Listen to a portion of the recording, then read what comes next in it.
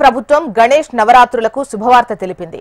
రాష్ట్ర వ్యాప్తంగా ఏర్పాటు చేసిన గణపతి మండపాలకు ఉచితంగా విద్యుత్ అందించాలని నిర్ణయించింది. ఈ విషయాన్ని ముందుగా మంత్రి లోకేష్ ప్రతిపాదించగా దీనిని మంత్రి గొట్టిపాటి రవికుమార్ సీఎం చంద్రబాబు దృష్టికి తీసుకువెళ్లారు.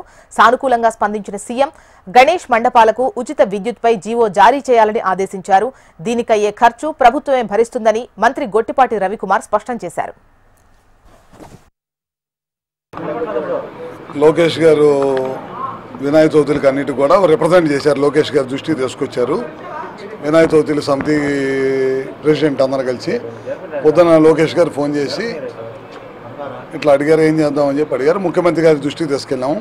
ముఖ్యమంత్రి గారు ఇద్దామని చెప్పారు. దాని ప్రకారంగా ఇవాళ లోకేష్ గారి నాయకత్వంలో ఇవాళ అన్ని వినాయక చవితులకు కానీ ఉచితంగా కరెంట్ ఇవ్వాలనుకున్నాం.